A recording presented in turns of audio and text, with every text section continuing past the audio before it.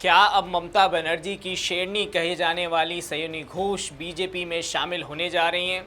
क्या राघव चड्ढा की तरह सयोनी घोष भी बीजेपी में शामिल होंगी?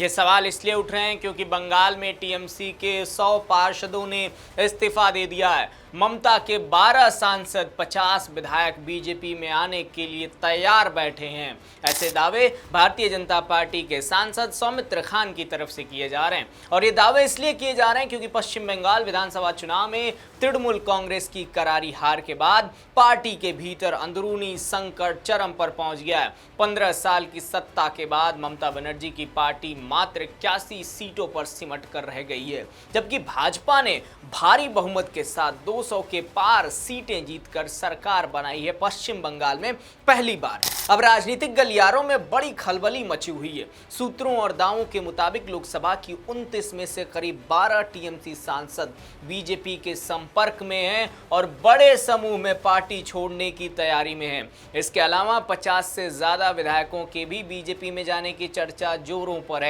और ये संख्या इतनी बड़ी इसलिए है क्योंकि दल बदल विरोधी कानून से बचने के लिए कम से कम 19 से 20 सांसदों का एक साथ जाना जरूरी है। और सूत्र बता रहे हैं कि इस रणनीति पर काम चल रहा है कि आखिर किस तरीके से 18 से 20 सांसद बीजेपी में जाएं। टीएमसी के भीतर आईपैक की भूमिका, संगठनात्मक फैसलों और भ्रष्टाचार जैसे मुद्दों पर असंतोष बढ़ता जा रहा है। कई नगर निकायों में करीब 100 पार्षदों ने इस्तीफा दे दिया है, जिससे अगले नगर निकाय चुनाव से पहले बोर्ड भंग होने की अटकलें भी तेज हो गई हैं। इसी बीच मंगलवार को टीएमसी सांसद काकोली घोष दस्तीदार सहित 6 टीएमसी विधायकों ने मुख्यमंत्री शुभेंदु अधिकारी की प्रशासनिक समीक्षा बैठक में हिस्सा लिया। उत्तर 24 परगना, नदिया और हुगली जिलों की इस बैठक में काकोली घोष की मौजूदगी को खासा राजनीतिक माना जा रहा है। वो इसलिए क्योंकि उन्होंने हाल ही में 12 जिला अध्यक्ष पद से इस्तीफा दिया था और लोकसभा में मुख्य सचेतक पद से भी हटाई जा चुकी हैं। बैठक के बाद काकोली ने कहा कि प्रशासन सबका होता है, लेकिन उनके बयान और मौजूदगी ने दल बदल की अटकलों को और हवा दे दी। वहीं इस बार की हार ममता बनर्जी के लिए व्यक्तिगत तौर पर भी बेहद नुकसानदायक है। वो अपना गढ़ भवानीपुर से शुभेंदु अधिकारी के सामने हार गई हैं। 2021 में नंदीग्राम में शुभेंदु अधिकारी ने उन्हें हराया था और अब दूसरी बार उन्होंने भवानीपुर से उन्हें हराया है। इसके अलावा पार्टी पर भ्रष्टाचार, शिक्षक भर्ती घोटाले, आरजी कर मामले, परिवारवाद और आईपैक जैसे बाहरी सलाहकारों के दबदबे के आरोपों ने जनता का मूड बदल दिया। ऐसे विश्लेषण बंगाल में टीएमसी के हार के बाद किए जा रहे हैं, जो निकलकर अब सामने आ रहे हैं। वहीं एक और चीज कही जा रही है, वो ये कि विकास के नाम पर वादों और सुशासन की मांग ने भाजपा को मजबूत किया। बंगाल में ममता ने हार को वोट चोरी और ईवीएम लूट बताकर खारिज किया, लेकिन जमीनी हकीकत अलग है। पार्टी के पारंपरिक वोट बैंक में सेंध लगी और पार्टी के अंदर असंतोष खुलकर सामने आया। इसी संकट के बीच चर्चा में है टीएमसी की युवा चेहरा और जाधवपुर लोकसभा सांसद सयोनी घोष। अभिनेत्री से राजनीति में आई सयोनी घोष टीएमसी यूथ कांग्रेस की अध्यक्ष हैं। चुनाव हार के बाद उन्होंने ममता बनर्जी के प्रति वफादारी जताई और भाजपा पर हमले भी किए, लेकिन राजनीतिक गलियारों में सवाल उठ रहा है, क्या सयोनी भी राघव चड्ढा की तरह बीजेपी का रास्ता चुन सकती हैं?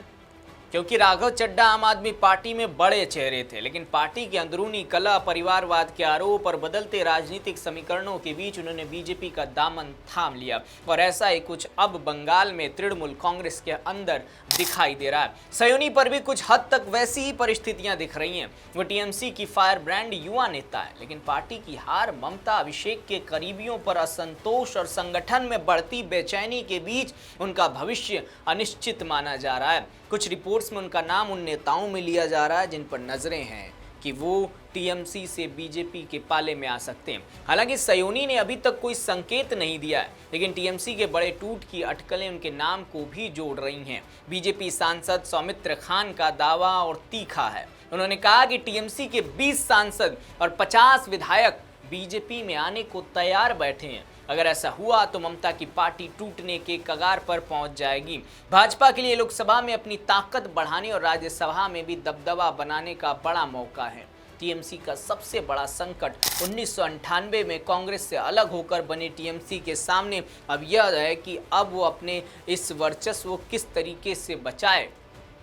पहले ममता अपने करिश्मे से पार्टी को संभाल लेती थी, लेकिन इस बार परिस्थितियां अलग हैं। नगर निकायों में सामूहिक इस्तीफे, विधायकों सांसदों का असंतोष, शुभेंदु अधिकारी की बैठक में टीएमसी नेताओं की मौजूदगी, ये सब संकेत दे रहे हैं कि बंगाल की राजनीति में बड़ा परिवर्तन हो रहा है।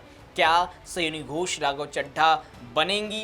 क्या ममता की पार्टी बिखर जाएगी? ये सारे सवाल इस समय तैर रहे हैं। फिलहाल अटकलें तेज हैं, लेकिन अगले कुछ हफ्तों में कई बड़े फैसले आ सकते हैं। बंगाल की राजनीति फिर से उबाल पर है और डबल इंजन सरकार का दौर शुरू हो चुका है। विकास के एजेंडे पर अब फोकस रहेगा, लेकिन टीएमसी के लिए एकजुटता बचाना सबसे बड़ी चुनौती बन गई है।